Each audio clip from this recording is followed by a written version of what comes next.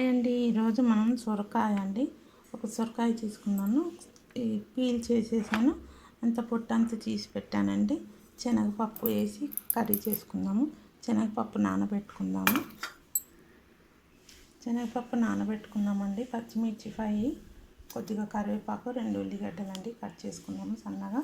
పచ్చిమిర్చి చిన్నగా కట్ చేసుకున్నాము. నానబెట్టేసి కడిగేసి నానబెట్టి బాయిల్ చేసుకుందామండి.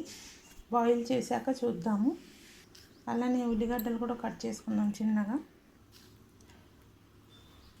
శనగపప్పు ఉడకబెట్టేసుకున్నామండి. చూసారు కదా, కడిగాము, ఉడకబెట్టేసాము శనగపప్పు. ఆనియన్స్ కట్ చేసుకున్నాము, పచ్చిమిర్చి, కరివేపాకు కట్ చేసుకున్నామండి. ఇప్పుడు మనం కూర చేసుకుందాము. బాయిల్ అయిపోయింది కదా, కర్రీ చేసుకున్నాము. సొరకాయ కట్ చేసుకోవాలండి. ఈ స్టవ్ మీద ఆయిల్ వేసేసి తాలింపు వేసుకుందాము. కడాయిలో ఆయిల్ వేసుకుంటున్నాము. చాలా బాగుంటుందండి కర్రీ సొరకాయ శనగపప్పు.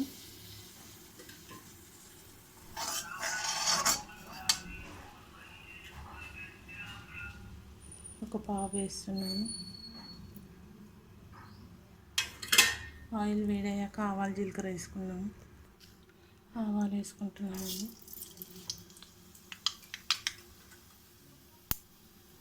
కొద్దిగా జీలకర్ర, ఒక 2 మిర్చి కూడా వేసుకుంటున్నాము. ఇప్పుడు ఈ ఆనియన్, పచ్చిమిర్చి, కరివేపాకు అన్నీ వేసేసుకుందాము. ఫస్ట్ ఈ ఆనియన్, పచ్చిమిర్చి వేసుకుందాం.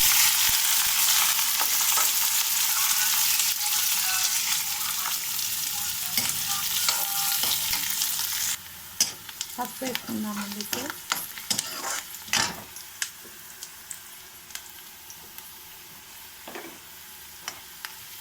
అల్లం వెల్లుల్లి పేస్ట్ కూడా వేసుకుందాము.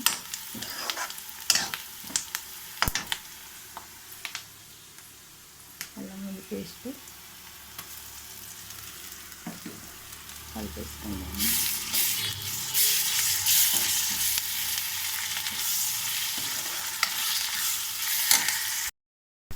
ఇప్పుడు మనం సొరకాయ కట్ చేసుకున్నాం కదండి, అది వేసేసుకుందాము.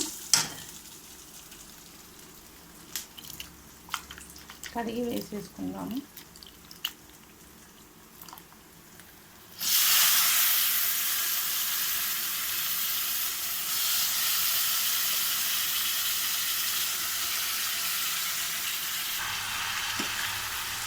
కలిపేసుకుందామండి.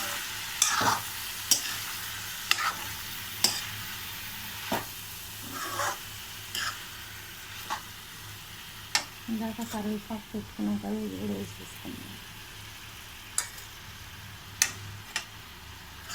మూత పెట్టుకుందాము. కారం వేసుకున్నామండి. 1 స్పూన్ కారం వేసాను. పచ్చిమిర్చి వేసాము కదా 3, 1 స్పూన్ కారం వేసాము. ఇప్పుడు శనగపప్పు కూడా వేసేసుకుందాము. సాల్ట్ వేసుకుందామండి. ఇప్పుడు స్పూన్ సాల్ట్ కూడా వేసుకుంటున్నాము. రుచికి సరిపడా సాల్ట్ కలిపేసి మూత పెట్టుకుందాము. కొంచెం గరం మసాలా వేసుకుందాము. ఒక 2 మినిట్స్ తర్వాత మూత పెట్టుకుందాం. కొంచెం గరం మసాలా వేస్తున్నానండి. కొంచెం కలిపేసుకుందాము. కొంచెం వాటర్ కూడా వేసుకుందాము. కలిపేసుకుందాము. మూత పెట్టుకుందాము. సొరకాయ శనగపప్పు కర్రీ రెడీ అయిపోతుందండి ఒక 10 మినిట్స్లో. చూద్దామండి. కూర బాగా ఉడికిపోయింది కదా, పప్పు సొరకాయ అంతా బాగా ఉడికిందండి. చూసాక మన ఎమ్మి సొరకాయ శనగపప్పు కూర రెడీ అయిపోయింది. మీరు కూడా ఇలానే వెరైటీ డిష్లు చేసి తిని ఎలా ఉందో కామెంట్స్లో చెప్పండి. Thank you.